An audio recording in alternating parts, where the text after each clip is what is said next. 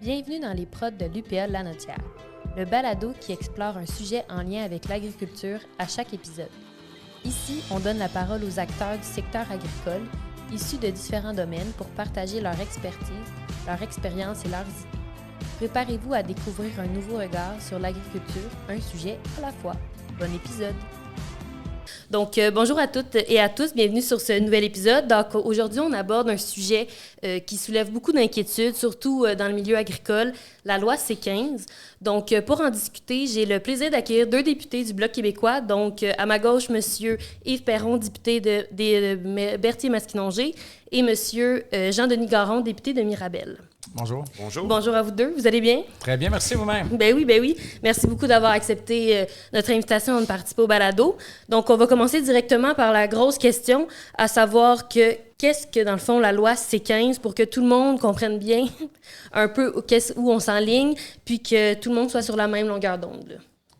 Qui commence, là? Je vais y aller. C-15, premièrement, il faut savoir que c'est une méga loi omnibus là, de plus de 600 pages, au centre de laquelle on a camouflé des modifications à la loi pour permettre une accélération du programme, du projet de TGV de Alto. Donc, ce n'est pas seulement Alto. C-15.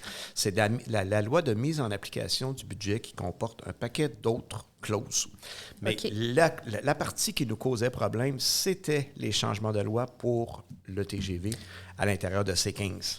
Bien, tu sais, il y a... Bon, aujourd'hui, ça s'appelle C-15, mais comme le dit Yves, il y a quelques articles qui s'appellent la loi sur les réseaux ferroviaires à grande vitesse, mais symboliquement, ce qu'on appelle C-15 aujourd'hui, c'est cette portion-là. Puis c'est quelque chose qu'ils ont caché, en fait. C'est que le gouvernement fédéral voulait accélérer un projet, soit, mais il voulait le faire en passant sur le dos des agriculteurs. On expliquera ce qu'il y a dans C-15. Alors, ils l'ont caché. Puis essentiellement, ce qu'ils font, c'est qu'ils se permettent d'exproprier les gens en leur enlevant des droits de recours, en leur empêchant le droit de se faire de se faire entendre par un commissaire. Puis pour savoir exactement ce qu'ils font, il faut comprendre comment ça fonctionne, le processus d'expropriation fédérale. En général, vous voulez faire un projet, vous êtes le fédéral, vous allez voir les gens qui ont des terrains sur lesquels on va devoir passer. Puis là, vous leur dites, on aimerait ça s'entendre, faire du gré à gré, puis là, ça négocie. Puis souvent, bien, on a une entente négociée. Mais quand ça échoue, puis on n'est pas capable de s'entendre pour toutes sortes de raisons, le prix, des gens de mauvaise foi, etc., quand on en arrive là, bien là, le gouvernement fait un préavis d'expropriation. Ça, c'est officiel. Là, ça dit, on va vous exproprier éventuellement si on ne s'entend pas. Alors là, ça négocie encore plus fort. Souvent, ça se règle. Et si si par la suite, on ne s'entend toujours pas, là, on exproprie. À ce moment-là, vous avez le droit de demander à un commissaire indépendant de venir vous entendre. Alors, vous avez le droit de lui demander de statuer sur la nécessité d'exproprier votre terrain. Vous avez le droit de demander au commissaire de statuer sur le prix, sur l'impact sur la communauté. Et l'intérêt, c'est que ça ne coûte pas cher. Vous n'avez pas besoin d'aller en cours. Puis aujourd'hui, dans le monde juridique, tous les avocats vont vous le dire, on essaie de libérer les tribunaux le plus possible en essayant de s'entendre. Et après ça, le commissaire fait un rapport, remet ça au gouvernement qui prend la décision. Et si vous n'êtes encore pas d'accord, l'expropriation a lieu, vous allez à la Cour fédérale, puis vous videz vos poches, puis ça coûte de dizaines et de dizaines et de dizaines de milliers de dollars. Là, ce que le fédéral fait, c'est ce qu'il fait, c'est tout simplement dire, vous n'aurez plus le droit de vous faire entendre. Une fois qu'on dépose l'avis d'expropriation, on passe là-dessus, on passe sur votre dos, on exproprie, vous allez direct à la Cour fédérale, en sachant très bien que la plupart des gens n'auront pas les moyens d'aller se défendre. Alors, eux disent Alto qu'ils vont privilégier des ententes de gré à gré. Mais la réalité, c'est que le cadre juridique change les rapports de force. Et qu'avec ce qu'ils ont mis dans ces 15, bien, ils vont négocier à gré un peu avec le gun sur la table. OK. Bien là, vous avez dit beaucoup de choses là, dans votre introduction de la loi C-15. Donc, si je comprends bien, c'était un projet de loi qui était mis en place pour qu'on accepte plus rapidement, dans le fond, le projet d'Alto. Tout simplement, le but, à la base, c'était ça? Oui, mais là, ce n'est plus un projet de loi, c'est une loi. Ça a été adopté. C'est adopté. Donc, la loi sur l'expropriation ne s'applique pas dans le cas du projet de TGV d'Alto. Ça me fait penser, là, maintenant que la loi C-15 est adoptée, est-ce que ça permet à Alto de pas nécessairement donner des consultations, c'est pas grave, des consultations qui sont de qualité attendue, ou c'est pas du tout inscrit, puis il l'aurait peut-être fait pareil comme ça, là, mais dans le fond, est-ce que la loi encadre les consultations sur la qualité... Là, il n'y a pas juste Alto là-dedans, là, si tu me permets. Là. Là, on est là, Alto. Alto, ils se comportent mal, ils font de la désinformation, ils n'informent pas les gens, ils ne se comportent pas comme il faut. Mais il y a le gouvernement, là. C'est un projet politique, ce train-là. Ils l'ont mis, le premier ministre l'a mis dans les grands projets nationaux. C'est le train des libéraux. Et quand vous êtes au gouvernement, avant de donner carte blanche à une compagnie comme ça, qui n'a plus aucune reddition de compte à faire auprès du public parce qu'elle est, somme toute, privée, même si c'est financé avec notre argent, bien, c'est à vous, comme gouvernement, d'organiser des consultations qui suivent les bonnes pratiques. Alors là, on a bien beau taper sur Alto. Alto font ce qu'on leur demande. Ils leur ont dit, faites un train, passez chez les gens coûte que coûte. Puis le gouvernement fait comme s'il n'y avait aucune responsabilité là-dedans. Parce que normalement, il y a des processus de consultation dans des gros projets comme ça. Qu'est-ce qui aurait été une bonne consultation si on se fie aux consultations qui ont été faites cet hiver, là, au mois de février-mars, finalement? Je vais vous conter une anecdote. Je ne sais pas si elle est vraie, mais que ce soit vrai ou faux, ça ne change rien aux propos. Vous allez voir pourquoi. Il y a des gens qui viennent me voir de plus en plus qui nous disent « On est allé aux portes ouvertes d'Alto. » Et là, essentiellement, ce qui arrivait, là, c'est que vous aviez plein d'écrans, puis un beau pitch de vente. Les gens vous montraient à quel point c'était extraordinaire de pouvoir aller à Ottawa puis à Toronto vite à partir de Montréal. Et là, à la fin, vous pouviez aller sur une carte interactive pour mettre un commentaire. Alors moi, il y a des gens dans mon comté et des gens que j'ai rencontrés en Ontario, à Casselman, qui m'ont dit « J'émettais des doutes sur le projet. Mes commentaires ont été retirés de la carte interactive. » Est-ce que c'est vrai? Est-ce que c'est pas vrai? Je ne pourrais pas vous le dire parce que si les commentaires ne sont pas là, je ne peux pas vous dire s'ils ont déjà été là, mais ça vous dit une chose, par exemple. C'est que les gens, vous avez un problème fondamental de confiance quand une consultation sur un projet qui est controversé est menée par la personne qui a intérêt à vous vendre le projet. Alors, il existe de la littérature là-dessus sur les bonnes pratiques en matière de méga-projets. Il y a un livre qui a circulé beaucoup, c'est le livre de Ben Fleisberg aux presses de Cambridge, que moi, j'ai dans ma bibliothèque depuis le chantier de la Gaspésia à Chandler. Ça ne me rajeunit pas non plus, mais il y a plus de 15 ans, où il explique que dans des projets comme ça, il y a des choses que le gouvernement ne doit pas faire lui-même, déléguer à un partenariat public-privé comme la construction, etc. Le fédéral a de la misère à gérer ses systèmes informatiques. Il ne va pas se mettre à construire des locomotives. Mais il y a des choses qu'il faut absolument ne pas déléguer au partenariat public-privé. Et là-dedans, il y a la consultation. Il faut que l'autorité consulte, que ce soit annoncé suffisamment à l'avance, qu'il y ait des règles, qu'il y ait un timing à ça, que par la suite, il y ait un rapport et qu'il y ait une suite et qu'on ait confiance que la personne ou que l'organisation qui fasse ces consultations soit pas juge et partie. Et la question du temps est importante. Dans les bonnes pratiques, ce qu'on ne délègue pas à une entreprise privée ou à un consortium, c'est les consultations démocratiques auprès des gens. Et on a un gouvernement fédéral, libéral, qui a décidé que la démocratie, c'était comme un caillou dans son soulier, puis que ça le dérangeait. Alors, ils sont responsables de ça aussi, là. Est-ce que c'était encadré avant la loi C-15, les consultations, ou les bonnes pratiques, c'est un peu chacun qui décide comment il les utilise? Ça, je suis embêté de répondre à ça. Je pense que ça va d'un projet à l'autre, mais généralement... Si tu crois en ton projet, puis tu penses que c'est un projet qui est bon pour la société, tu vas laisser parler les gens, puis tu vas les informer convenablement avant. Et si tu veux avoir une acceptabilité sociale, il faut que tu la prépares. Là, on nous rentre dedans avec un bulldozer, avec des méthodes douteuses. Et Jean-Denis a raison de dire que c'est le gouvernement fédéral, le gouvernement libéral est là, effectivement, pour les consultations. Et ils devraient les faire, à moins qu'ils ne veulent pas les faire. Moi, je pense qu'il y avait aussi cette intention-là, parce qu'on veut réaliser ce projet-là. On veut se faire une espèce de legs. J'essaie de comprendre l'aspect des terrains adjacents est peut-être une façon... qui n'est pas dite publiquement, ouvertement, mais peut-être une façon où ils pensent s'en tirer financièrement. Mais moi, c'est une grande inquiétude que j'ai. Puis vous savez, on nous fait beaucoup de promesses. Les gens de tout, ah oui, mais on ne fera pas ça, on va faire des ententes de gré à gré, on va faire, mais s'il y a des zones sensibles, on peut faire des espèces de piliers de béton, puis on va éviter l'environnement, puis ainsi de suite. Et moi, j'ai peur qu'à la construction, on soit déjà en dépassement de coûts, de 2 puis 3 fois les coûts prévus, puis à un moment donné, on arrive aux producteurs à qui on a dit, on va te faire un tunnel en dessous du train pour que tu passes avec ton tracteur, bonne chance en zone inondable, ou on va te faire un viaduc, peu importe. on n'a plus d'argent. Il faut qu'il passe. Puis un TGV, ça a besoin de 7 km pour tourner. Là. Donc, bonne chance pour éviter les obstacles. Puis, c'est un bon moment pour le passer, notre message, aux gens qui veulent du transport collectif. On a ouvert un peu le sujet tantôt, mais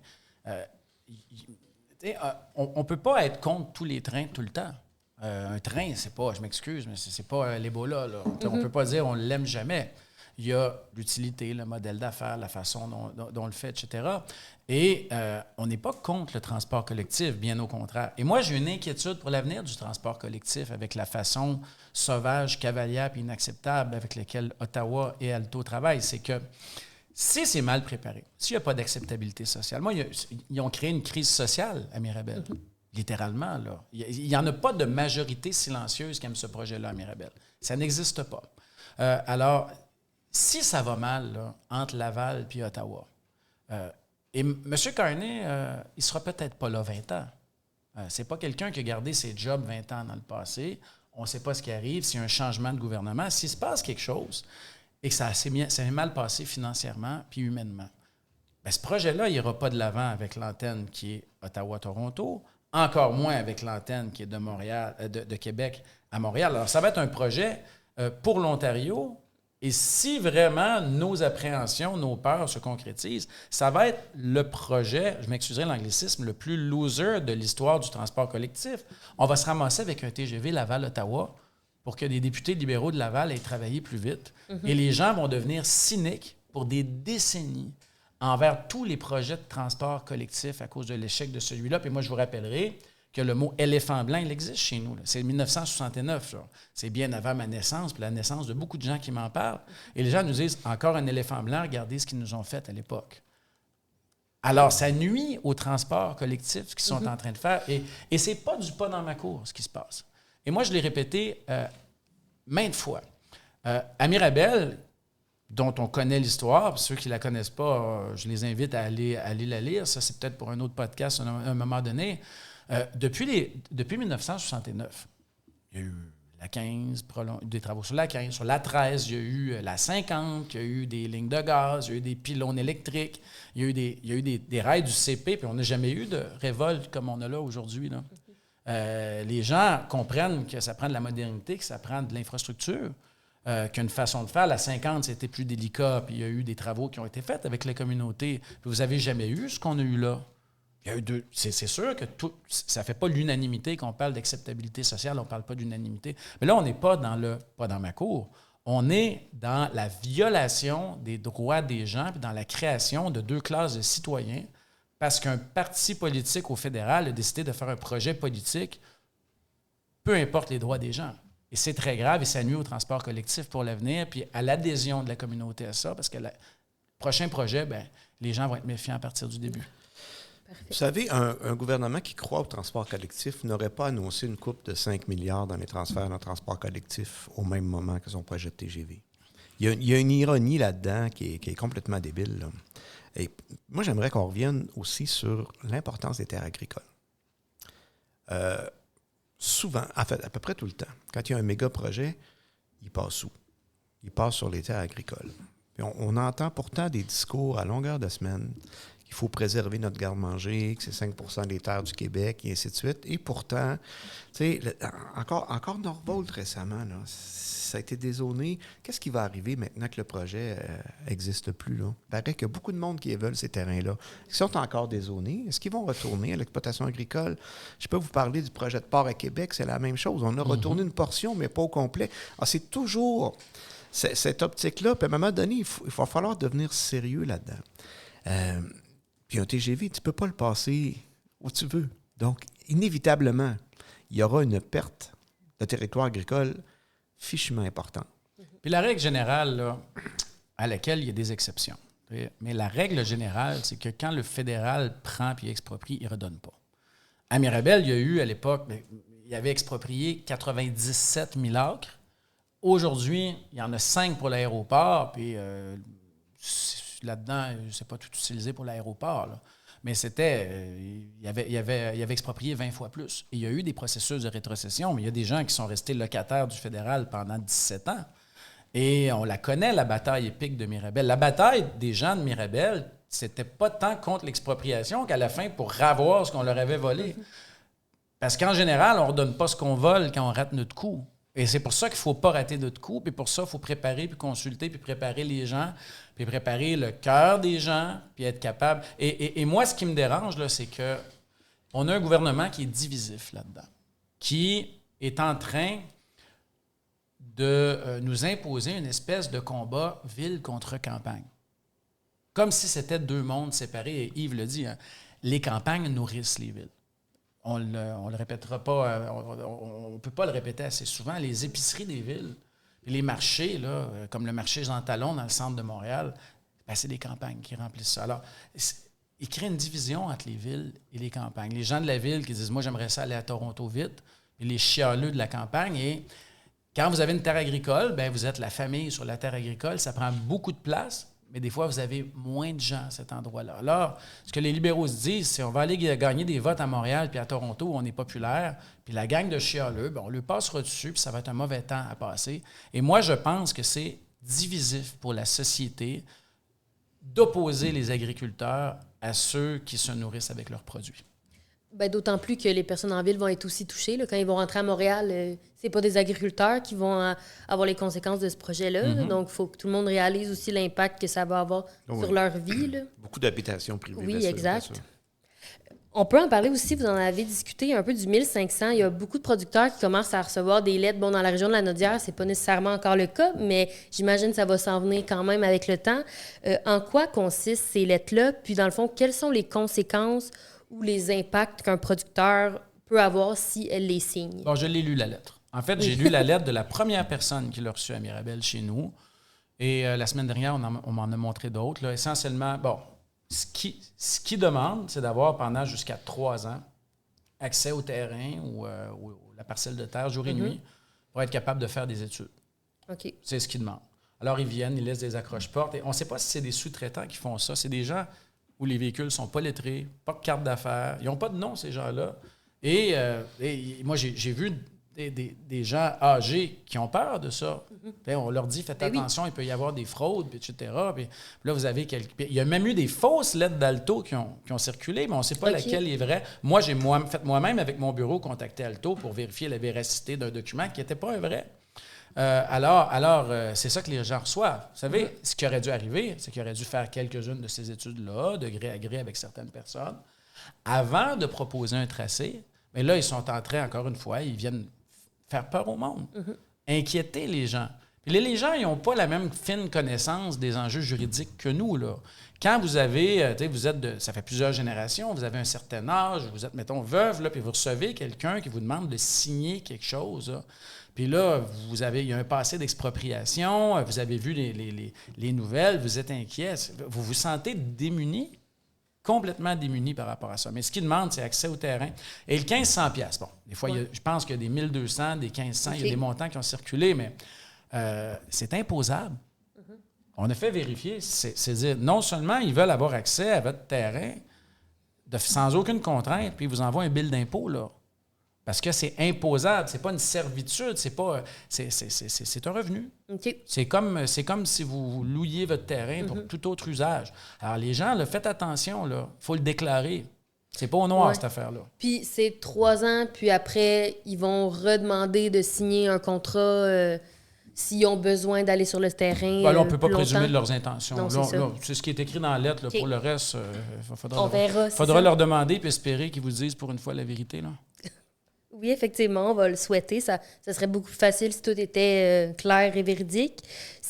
Là, dans le contexte où la loi est passée, la loi C-15, est-ce que ça vient changer un petit peu les impacts de cette lettre, qu'elle soit signée ou non, finalement? Est-ce que ça leur donne le droit, le gouvernement, dans le fond, donne le droit à Alto d'aller peu importe? Ben non, parce que s'ils présentent la lettre et qu'ils donnent une indemnité pour avoir accès, c'est parce qu'ils doivent demander. OK. Donc, c'est pour ça qu'il y a eu plusieurs personnes qui ont conseillé de ne pas accepter le 1500 $. Oui. En fait, avec une nuance là-dessus, c'est que je pense qu'Alto se rend compte que ça va mal, leur affaire. Ils ont perdu le contrôle du message. Les gens leur font moins confiance, avec raison. Et en principe, il y aurait le droit d'avoir accès au terrain des gens en leur donnant un certain préavis. Je ne me rappelle plus, on avait fait sortir ça par nos services juridiques. Okay. Alors, ils peuvent, pour un projet fédéral, on ne peut pas toujours empêcher de passer, là. Alors, ils peuvent donner un certain préavis et demander accès au terrain gratuitement. Mais présentement, ce que j'en comprends, c'est qu'ils n'osent pas faire ça parce que là, à chaque étape, ils ont tellement raté leur coup qu'ils se disent on ne peut pas rater notre coup encore une fois, on va juste leur offrir de l'argent et on va envoyer plein de lettres en espérant qu'il y en ait une couple mal informée qui répondent ou qu'il y ait des problèmes financiers puis qui répondent à ça. Ouais. Au-delà de tout ça, quand tu acceptes une lettre, de signer une lettre comme ça, tu renonces à un certain droit. En fait, ils vont revenir avec ça dans le futur en disant ben oui, mais monsieur, vous avez accepté, vous avez donné l'accès à votre terrain. Monsieur ou madame, ou peu importe. Là. Donc, c'est un enjeu important. Et c'est bien qu'on en parle maintenant dans la Naudière avant que ça commence, je pense. Puis je pense que vous faites bien de traiter la question pour vos producteurs comme ça. Puis, au contraire, refuser de signer, ça donne pas du non. poids au fait que vous voulez... Les gens, ils veulent pas anticiper, ils veulent pas aider à ce que le projet soit mis en valeur ou que les études fonctionnent bien. Fait que c'est comme ça parce que vous vouliez pas participer. Non, mais je corrige la prémisse de la question. Oui. Il n'y a pas de projet. Ils n'ont pas de projet. Ils n'ont pas de train. Ils ne savent pas qui va construire les locomotives. Ils ne savent pas où ils vont passer. Ils sont dans des corridors. C'est une machine de publicité politique, cette affaire-là. Comme je vous dis, s'il était arrivé avec une proposition ou une ou deux lignes, quelque chose de plus précis, puis après ça, commencer à aller voir les gens, dire on aimerait ça, regarder comment... Tu sais, s'ils avaient travaillé comme il faut, ils n'en seraient pas là. Alors là, ce que les gens disent, c'est j'ai des droits, vous me les avez enlevés. On aimerait ça, on aurait aimé ça que vous veniez nous voir chez nous, par exemple, la Saint-Scolastique, qui est un endroit important. Vous vous êtes engagé à venir et finalement, vous avez changé d'idée. Vous avez décidé de venir sur le bord de l'autoroute. Bon. Après ça, on aurait aimé ça faire partie du projet. On aimerait ça avoir des détails financiers. On aimerait ça connaître la technologie. Et il y a toutes sortes de choses qui circulent. C'est parce qu'il y a des gens qui nous parlent de glycol. Ils nous disent, ça a l'air que pour qu'il n'y ait pas de glace sur les rails, ils vont mettre du glycol sur nos terres. C'est-tu vrai? C'est-tu pas vrai? C'est pas ça la question. C'est que c'est anormal qu'un député d'opposition comme moi, dont le travail est de poser des questions, qu'on se tourne vers moi pour répondre à des questions, parce qu'une société d'État qui a 4 milliards dans ses coffres refuse de répondre à des questions. Ben, dans ce contexte-là, pourquoi je laisserais une personne venir chez nous quand elle refuse de m'aider, de me respecter puis de me répondre? Mais je vais me faire l'avocat du diable un peu. On peut pas dire qu'ils sont pognés aussi, finalement. T'sais, ils se sont fait mettre un projet sur le dos par quelqu'un qui est plus là, puis là, on doit le faire rapidement parce que c'est ça, les délais. Ah non. Écoutez-moi bien, là. Il y a, dans la culture d'entreprise d'Alto même, il y a un problème de transparence, d'honnêteté et de façon de travailler. Moi, là, j'ai travaillé, je vous le dis, là, j'ai travaillé sur des dossiers de terres contaminée en terre autochtone, là, avec des organisations que vous ne voulez pas... où il y avait des organisations que vous ne voulez pas côtoyer, puis j'ai eu moins de troubles avec eux autres qu'avec Alto, puis moins je vous dirais, de pression de salissage. Quand ils sont venus à Mirabel, là, finalement, je vous donne juste un exemple de ça. Là. Quand ils sont venus à Mirabel, et là, je ne veux pas que ça ait l'air d'attaque contre l'entreprise, mais je vous explique pourquoi les gens n'ont pas confiance. Parce que moi non plus, je n'ai pas confiance. Je suis rentré, puis vous aviez le vice-président aux communications qui ne m'a même pas salué comme député. Et je peux vous garantir qu'ils savent qui je suis, là. Je suis reconnaissable. Je ressemble à Infoman, pour ceux qui ne le savent pas. Et jamais j'ai eu même une salutation, un bonjour ou un bienvenue, là, alors qu'ils s'étaient engagés à coordonner l'organisation de cet événement-là avec mon bureau, ce qu'ils n'ont jamais fait. Et devant moi, à peu près 5 pieds de moi, j'ai vu cette personne-là faire une entrevue avec Radio-Canada où il disait aux médias nationaux qu'il était constamment en contact avec mon bureau pour se coordonner dans mon visage. Alors, s'ils font ça à moi, ils font ça à qui? Alors, il y a dans la culture d'entreprise d'Alto une espèce de culture je vous dirais, de l'opacité, de la malhonnêteté, du mensonge, et ça fait en sorte que les gens ne leur font pas confiance. Moi, quand je laisse rentrer quelqu'un chez nous, c'est une marque de confiance parce que j'ai confiance dans son projet, j'ai confiance dans sa parole, j'ai confiance qu'ils ne m'enverront pas n'importe qui et je ne laisse pas passer des gens sur qui j'ai des doutes. Et moi, je pense que c'est normal, c'est sain, c'est justifié, mais avant tout, et ça, c'est un mot qui doit être compris par le ministère, surtout par le ministre des Transports, là, McKinnon et aussi par Alto, c'est humain. Ils travaillent avec des humains. Est-ce que vous avez quelque chose à rajouter? Parfait. C'est tellement Je bien vous avais dit. entendu Protéger, promouvoir les intérêts de notre monde. Oui. C'est ça. La job de député, c'est ça. Parfait. J'ai rien à rajouter à ça. Je l'ai dit tantôt, mais c'est la gravité là, de dire ça vous dérangerait-tu d'annuler une rencontre avec un élu? On aimerait ça qu'il ne parle pas au monde. Quelle sorte de société d'État fait des choses comme celle-là? Mm-hmm. Quelle sorte de société d'État payée avec vos impôts fait ça? Ça, je laisse. C'est une question ouverte pour les gens qui nous écoutent. Parfait. Le gouvernement a mentionné que la loi C-15, dans le fond, était identique à celle pour le REM à Québec. Est-ce que vous trouvez que c'est une bonne comparaison? Écoutez, quand on a fait le REM, le processus d'expropriation est un peu différent à Québec, là, mais il est semblable. Là. Vous avez le droit à une audience, mais c'est fait par un tribunal administratif plutôt qu'un commissaire. Puis au lieu d'aller à la cour fédérale, c'est la Cour supérieure. Mais essentiellement, la nature du processus est le même. Et pour le REM, ils ont décidé qu'ils le court-circuitaient pour que ça aille plus vite. Et là, ils ont dit c'est une loi d'exception, on ne fera pas ça souvent. Et là, ça a été refait en Ontario. Après ça a été refait avec C5. Et ce qui était supposé être une exception est devenu la règle. Et là, ils sont rendus qu'ils nous disent l'exception est tellement plus une exception qu'on la refait pour un grand projet comme ça. Sauf qu'il faut comprendre qu'un TGV, ce n'est pas un REM en milieu urbain. Un REM, c'est un projet, d'abord, je pense ils l'ont presque fini, ils sont rendus à 64 km. Pas 1000, 64. Ça arrête partout, ça a des retombées partout. Vous passez à un endroit, les gens nous disent, écoutez, vous nous passez sur le corps, il n'y a pas de retombées. On va vous mettre un arrêt, vous allez avoir du transport en commun. Un REM, ça va lentement, ça peut être aérien, ça tourne, ça peut prendre les emprises existantes et ça peut s'ajuster. Et malgré ça, ils ont envoyé beaucoup de gens à la Cour supérieure à la fin, sur le 64 km, qui n'étaient pas contents. Alors, c'est pas clair que ça a été un succès de vitesse, mais c'est pas clair que ça a été un succès à 100 %. Et là, ils nous disent, pour un projet qui a toutes les caractéristiques inverses, on va mettre la même loi. Un projet qui a 1000 km, qui ne tourne pas, qui arrête nulle part. Et là, ils nous disent, on va utiliser la même loi. Alors, ce qu'ils sont en train de faire, c'est qu'ils créent de l'opposition. Mais là, ce n'est pas 64 km de gens qui vont se ramasser à la Cour. Là, ils sont en train d'envoyer 1000 km de gens à la Cour fédérale. Là. Et ça, dans un contexte où le gouvernement fédéral peine à nommer des juges, puis on a des délais de justice qui sont importants. Alors, l'argument du ministère des Transports, c'est de dire il y avait un enjeu à Québec, ils ont trouvé une solution. L'enjeu est complètement différent. On va utiliser la même solution pour que le Bloc se sente mal à l'aise de critiquer. Et ça vous montre, encore une fois, que les fondations de C-15 sont malhonnêtes. Parfait. Est-ce que la loi C-15, bien, vous l'avez un peu mentionné tantôt, mais bon, elle est spéciale, donc elle ne peut pas être appliquée à d'autres projets. C'est-à-dire qu'il va devoir proposer d'autres lois de ce genre si jamais d'autres projets sont ou juste se comporter comme il faut. Ça dépend. Il pourrait aussi décider qu'un projet est d'intérêt national puis avoir recours à C5. Là. Okay. Parce que C5 donnait la permission, donnait le pouvoir, plus que la permission, là, au fédéral de décréter qu'un projet est d'intérêt national. Okay. Ils n'ont pas voulu le faire pour le TGV. Ils ont fait une autre loi. Ça, je me questionne un peu sur le fond de ça. Je pense que le C5 avait été beaucoup critiqué. Je pense qu'ils voulaient le passer en douce dans le projet de loi de plus de 600 pages, comme je vous disais tantôt.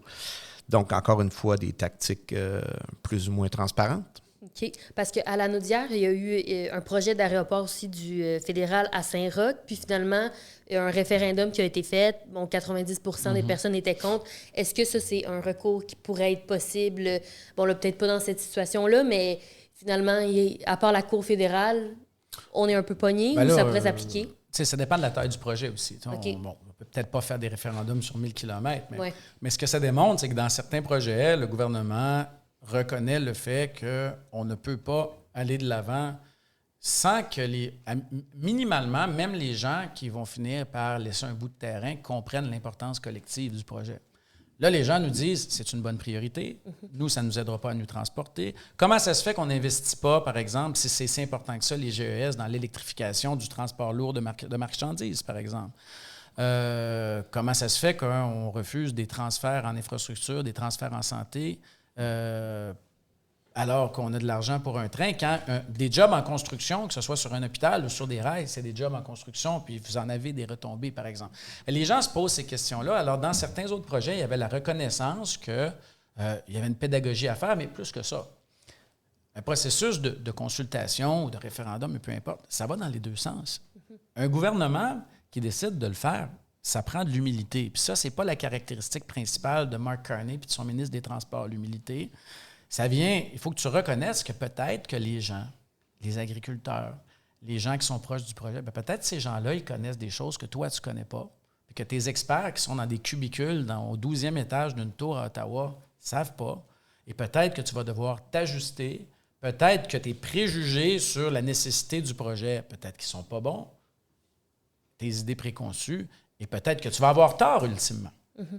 Et en ne consultant pas, ce que fait le fédéral avec Alto, bien, c'est de se dire, on pense qu'on a la vérité absolue, on pense qu'on a la science infuse. Ces gens-là ne peuvent rien nous apprendre.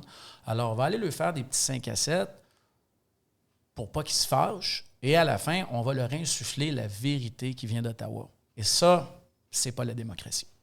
Parfait. Bien, je vous remercie. Ça répond à mes questions. Est-ce que vous vouliez rajouter autre chose avant qu'on clôture cet épisode? Un simple mot. D'abord, merci à mon collègue Jean-Denis d'être venu faire ça avec moi, le spécialiste du dossier.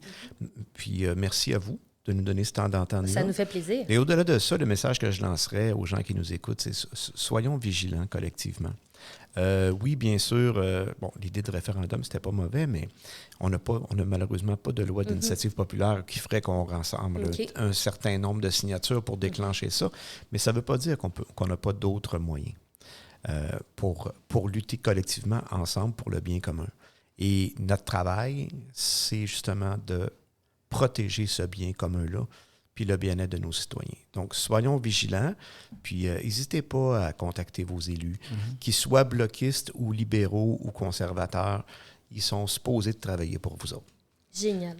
Bien, de mon côté aussi, je veux remercier Yves, avec qui on travaille très, très fort sur beaucoup d'enjeux agricoles. Vous remercier aussi l'ensemble des unions des producteurs agricoles, de rester vigilants, de rester à l'écoute, et de rester aussi intelligent et pragmatique sur l'ensemble de ces dossiers-là. Puis moi, je dirais que ça vous rappelle, aujourd'hui, vous avez un gouvernement nouvellement majoritaire. Là. C'est un gouvernement qui était un peu mis sous surveillance à la dernière élection. Ils se sont achetés une majorité. On peut débattre de ça de la façon, mais encore une fois, là, ce sera pour un autre moment. Mais ça vous rappelle l'importance de l'opposition. Ça montre qu'une opposition, c'est pas juste là pour chialer, puis occuper un siège, puis réchauffer un siège. Ça montre qu'on est des vrais élus. Et il y a une différence entre un député d'opposition et un député au gouvernement. Dans ma région, moi, dans les Basses-Laurentides, il y a des libéraux qui ont été élus. Ces libéraux-là font leur travail de libéraux. C'est-à-dire qu'ils prennent la ligne de parti, ils la ramènent d'Ottawa, puis ils essayent de la vendre aux gens, plutôt que de répondre à leurs questions. Alors que le vrai rôle de député, c'est d'être l'ambassadeur de ton milieu à Ottawa. Alors, ça vous montre que l'opposition, c'est nécessaire pour la démocratie, c'est nécessaire pour la vérité, mais c'est aussi nécessaire pour la bonne gestion des fonds publics. Parce que ce qui nous inquiète dans ce projet-là aussi, c'est toute la question financière. Moi, j'ai un petit garçon d'1 an et demi à la maison. J'ai réalisé en lisant l'étude de l'Université McGill que quand on allait avoir fini de verser les 75 milliards de subventions, mon garçon allait être à la retraite. Et ça me dérange. Oui, c'est l'impact pour les générations futures, finalement. Là. C'est tout le temps comme ça qu'on doit le voir. Alors, on est des protecteurs, parce que vous ne pouvez pas compter sur des députés libéraux pour briser la ligne de parti. Certains auraient envie de le faire. Certains auraient envie de vous dire que ce projet-là est injuste, que sous sa mouture actuelle, il est inadéquat, qu'il n'y a pas eu de consultation. Mais c'est un droit qu'ils n'ont pas au gouvernement. Et c'est pour ça que ça prend une opposition. Et sans opposition, il n'y a pas de démocratie. Il y a une caractéristique commune à l'ensemble des régimes qui n'ont pas de démocratie, c'est qu'il n'y a pas grande opposition. Bien, génial. Je vous remercie beaucoup d'avoir participé, clarifié aussi certains questionnements qu'on avait. Puis merci à vous également qui avez écouté l'épisode. On se retrouve très bientôt pour un nouveau sujet.